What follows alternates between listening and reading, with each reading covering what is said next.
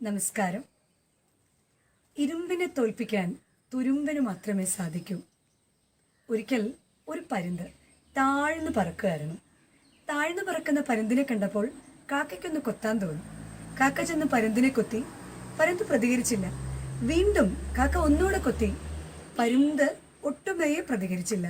കാക്കയ്ക്ക് തോന്നി പരുന്തിന് തന്നെ പേടിയാണെന്ന്. കാക്ക എന്ത് ചെയ്തെന്നോ, പരുന്തിന്റെ മുകളിലേക്ക് പറന്നു ചെന്നിരുന്ന് പരുന്തിന്റെ തലയിൽ തന്നെ കൊത്തി. പരുന്ത് അനങ്ങിയേയില്ല. പക്ഷേ കാക്ക പോലും അറിയാതെ പരുന്ത് ഉയരങ്ങളിലേക്ക് പറക്കാൻ തുടങ്ങി. എന്നാൽ ഉയരങ്ങളിലേക്ക് പരുന്ത് ഉയരും തോറും കാക്കയ്ക്ക് അന്തരീക്ഷത്തിലുള്ള ഓക്സിജൻ പോരാതെ വന്ന് കാക്ക തന്നെത്താനെ താഴേക്ക് വീഴുന്നു. ഈ കഥയിൽ നമുക്ക് കാണാൻ സാധിക്കും, എന്തേ കാക്കയേക്കാൾ ശക്തിയുള്ള പരുന്ത് കാക്കയെ തിരിച്ചു കൊത്തിയില്ല. കാരണം എന്താണെന്നറിയാമോ? പരുന്തിന് നല്ല ബോധ്യമുണ്ട്. ഈ കാക്കയെ തിരിച്ചു കൊത്തിയാൽ കാക്ക കൂട്ടങ്ങളെല്ലാം കൂടെ ചേർന്ന് പരുന്തിനെ 4 വശത്തു നിന്നും കൊത്തിപ്പറിച്ച് ഇല്ലാതാക്കുമെന്ന്. പരുന്ത് എന്ത് ചെയ്തു? ബുദ്ധിപൂർവം താൻ ആയിരിക്കുന്ന സ്ഥലത്ത് നിന്ന് മുകളിലേക്ക് ഉയർന്നു കഴിഞ്ഞപ്പോൾ തൻ്റെ ശത്രു തന്നെ താഴേക്ക് വീഴുകയാണ് ചെയ്തത്. ഈ കഥ നമ്മെ പഠിപ്പിക്കുന്ന ഒരു പാഠമുണ്ട്. നമ്മുടെ ജീവിതത്തിലും ഇതുപോലെ നാം പതുക്കെ ഉയരുന്നത് കാണുമ്പോൾ പലരും നമ്മളെ നോക്കി പരിഹസിക്കും. പലരും നമ്മളെക്കുറിച്ച് അപവാദം പറയും. പലരും നമ്മളെ വിമർശിക്കും.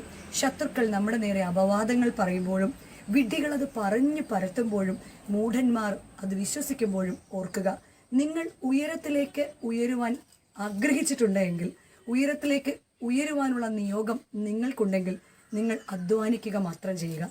നിങ്ങളുടെ ശത്രുവിന് നിങ്ങളോട് കോമ്പീറ്റ് ചെയ്യാൻ പറ്റാത്ത സാഹചര്യം വരുമ്പോൾ അവർ തന്നെ താഴേക്ക് വീഴും. നമുക്കറിയാമല്ലോ, ഇരുമ്പിനെ തോൽപ്പിക്കാൻ ഇരുമ്പ് തുരുമ്പാകുന്നതല്ലാതെ ഒരു മാർഗവുമില്ല. അതുകൊണ്ട് നിങ്ങളുടെ വീഥിയിൽ നിങ്ങളുടെ വിജയത്തിന് തടസ്സമാകുവാൻ നിങ്ങൾക്കല്ലാതെ ആർക്കും സാധിക്കുകയില്ല. മറ്റുള്ളവരുടെ അപവാദങ്ങളോ പരിഹാസങ്ങളോ പുച്ഛവും ആക്ഷേപവും ഒന്നും സഹിക്കേണ്ടവരല്ല.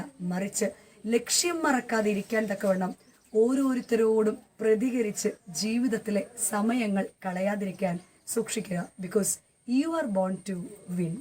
Thank you.